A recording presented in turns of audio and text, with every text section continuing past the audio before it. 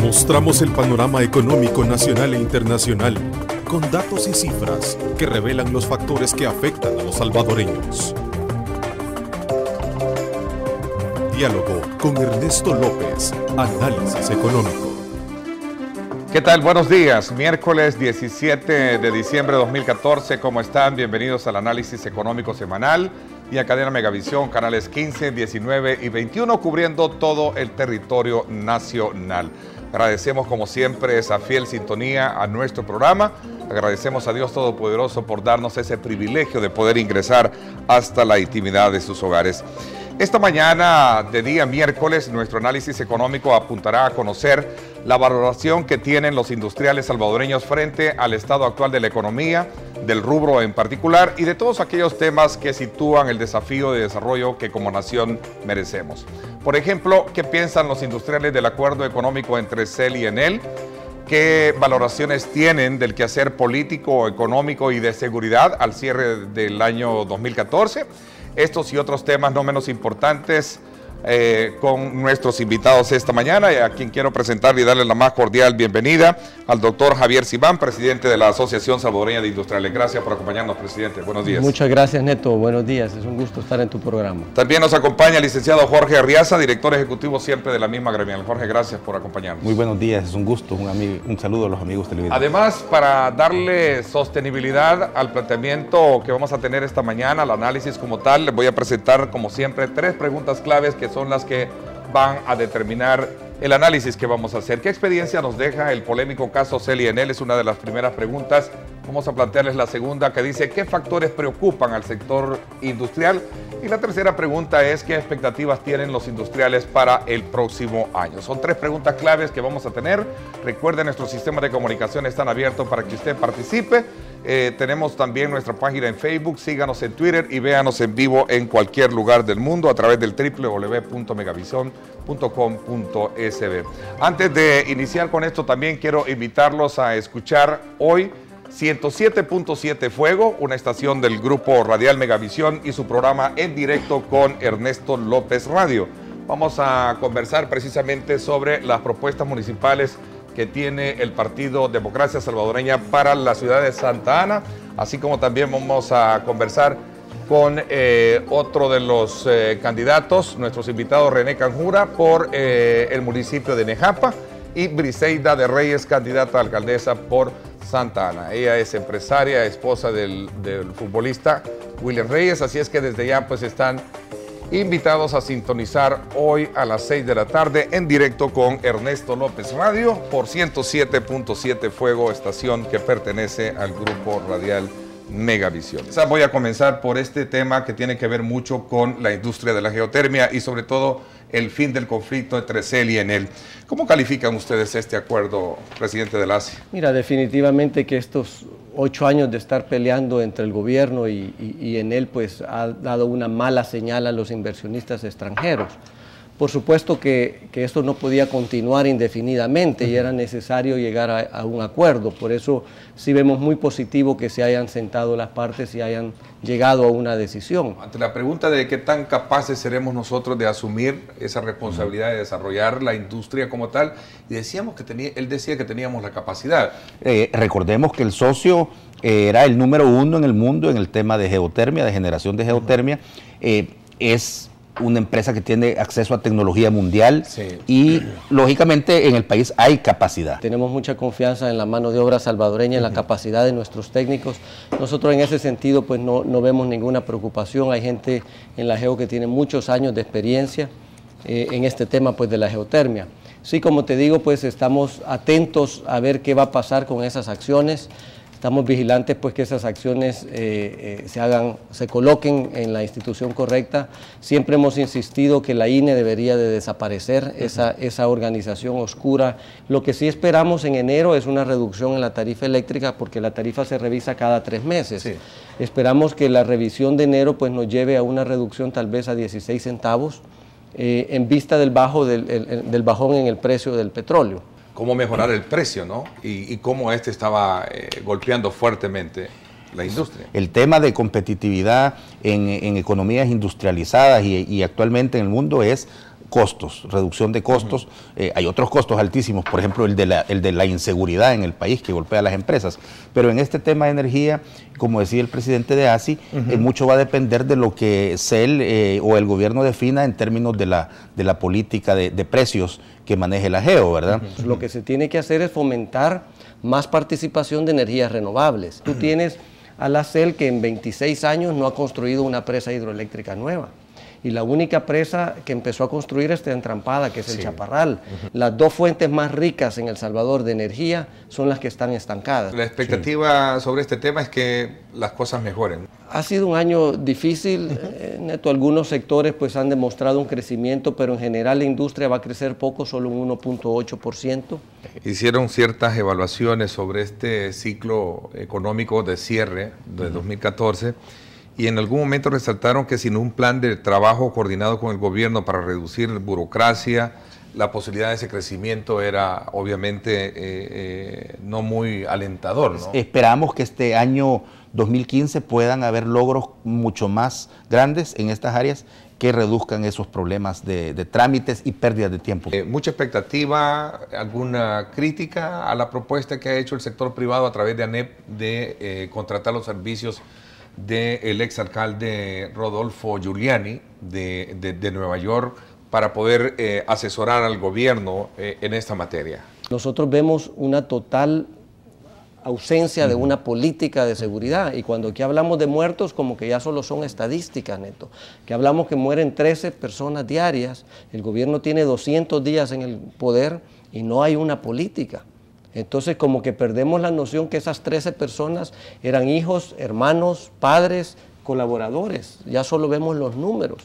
No puede el gobierno tirar la responsabilidad solo en un Consejo de Seguridad, donde sentimos que el enfoque ha estado mayormente en cómo conseguir recursos. El sector privado ya está invirtiendo millones de dólares en pagar su propia seguridad, ¿verdad? Por lo que hemos hablado, y los costos se incrementan.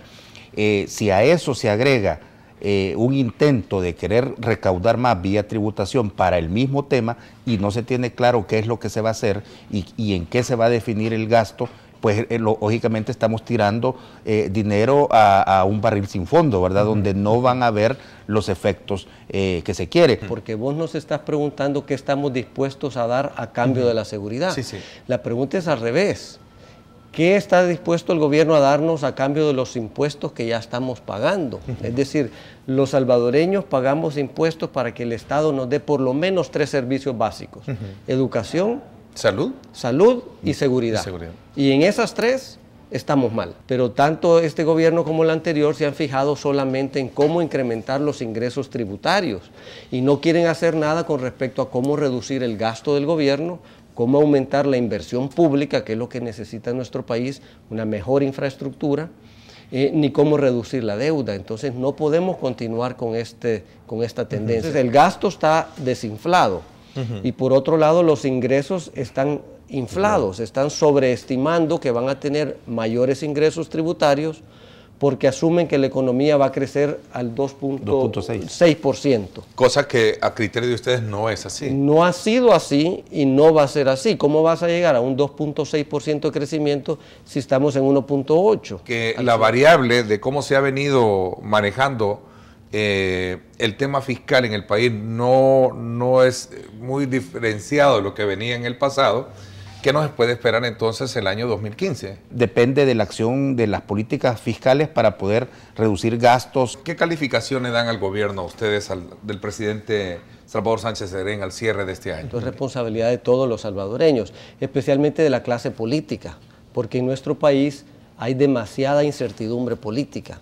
Entonces, cuando tú tienes todo ese ruido político, pues es difícil generar y atraer inversiones. ¿Cómo examinas tú el comportamiento legislativo de quitarse la responsabilidad de legislar el tema del voto cruzado y trasladárselo al Tribunal Supremo Electoral? Esta resolución yo creo que va a tener un efecto en sí mismo en cómo se van a desarrollar las elecciones, porque es muy poco tiempo para poder, diríamos, darle a conocer a toda la población cómo va a ser el sistema. En realidad le corresponde a la Asamblea, y ahí directamente a lo que usted preguntaba, le corresponde a la Asamblea legislar, ¿verdad? ¿Cómo examinan el tema de la transparencia? que es otro de los puntos que obviamente deben de ser tomados en consideración cuando se va a ser categórico en decir cómo está funcionando el aparato estatal, ¿no? ¿Cuál transparencia estás hablando, Neto? Sí creemos que nos falta un largo camino por recorrer en el tema de transparencia. Escuché en algún momento de ustedes decir estar muy preocupados por el tema del Citran, así como también por la entrada en vigencia a partir del mes de enero de la ley de renuncia voluntaria, la cual a criterio de ustedes podría generar alguna especie como de quiebra técnica. La Constitución desde hace 30 años establece que se le debe de reconocer al trabajador su antigüedad en caso de retiro voluntario o en caso de incapacidad. Hasta ahora lo único que estaba reconocido es la indemnización por despido. El Código de Trabajo establece que si un patrono despide a un trabajador sin una de las causas justificadas en el Código, pues está obligado a pagarle una indemnización equivalente a un salario completo por cada año de antigüedad que tiene el trabajador. Entiendo que cuando más del 3% de los empleados renuncian en una empresa, ya esta se puede administrar un pago, entiendo, por cuotas, no de un solo desembolso. También hay ciertos aspectos que le dan garantía de cuidar que no se caiga un poco en problemas financieros a una empresa, ¿no? Si hay una renuncia masiva, digamos, en alguna empresa, mano, ¿cómo se le llama? Calificada, sí, pues puede realmente la empresa tener serios problemas de operación, ¿verdad? Y en muchos casos esperamos que no se dé, pues que pueda haber una manipulación en algún momento de algunos trabajadores y que se quiera dar este tema, ¿verdad? Entonces lo importante es garantizar que hay un beneficio, como lo decía el presidente de la ASI, para los trabajadores, pero que esto tampoco lesione la productividad ni la producción de las empresas, ¿verdad? El ejemplo de una buena ley que se discutió con los diferentes sectores, con el sector laboral, con el sector empresarial. Las comisiones respectivas tomaron en cuenta los insumos y tenemos una buena ley con la que podemos vivir bien los empresarios y los trabajadores. ¿Cuánto le costará al sector privado contratar los servicios de Rodolfo Giuliani? Mira, como te decía, la contratación de Giuliani es para que venga a hacer un diagnóstico y un par de charlas. No lo estamos contratando para que venga a hacer la política de seguridad. Eso le corresponde al gobierno si decide contratarlo, ¿verdad?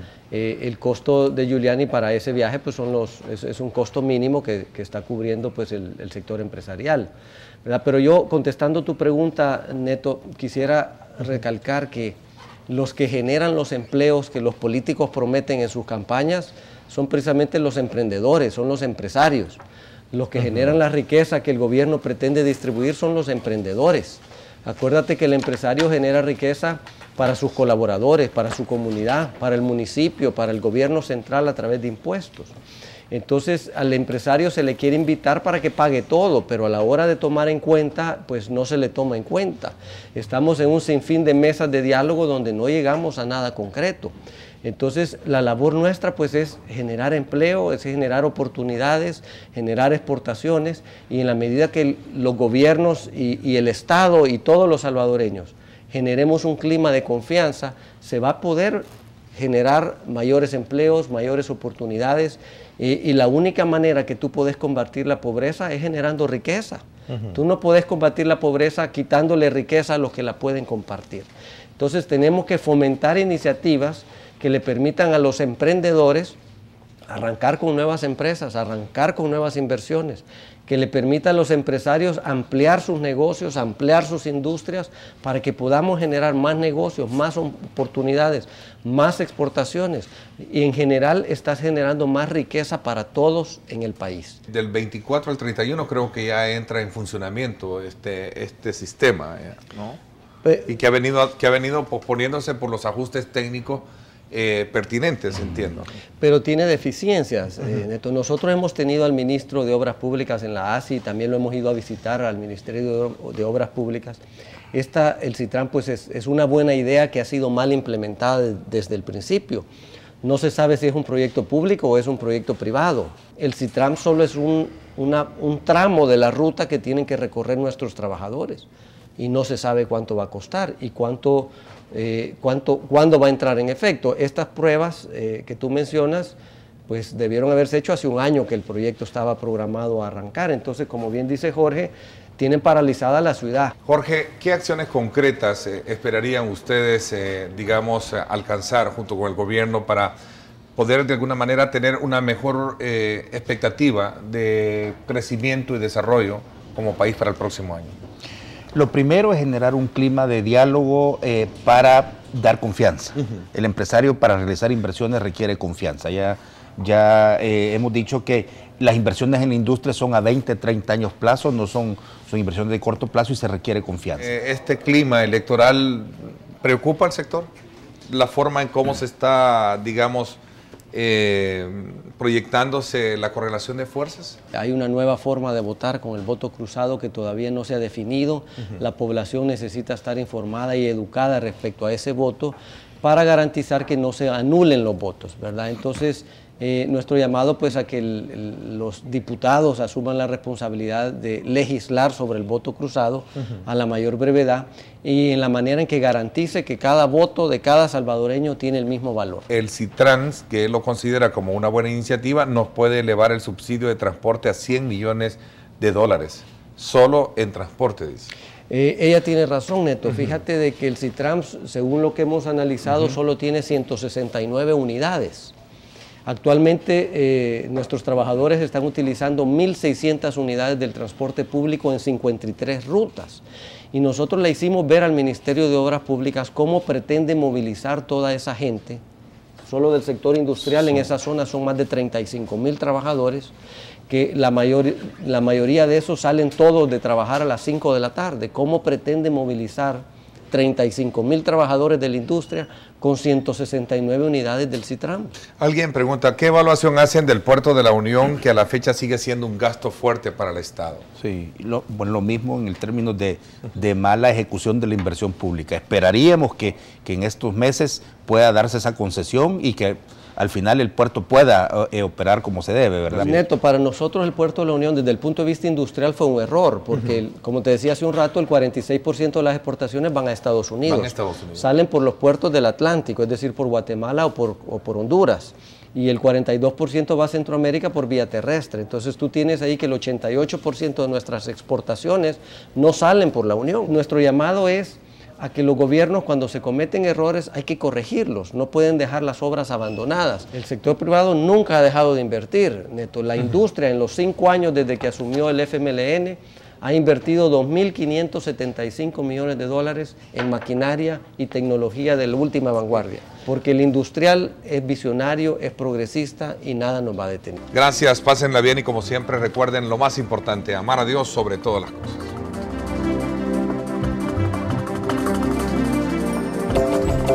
Mostramos el panorama económico nacional e internacional con datos y cifras que revelan los factores que afectan a los salvadoreños.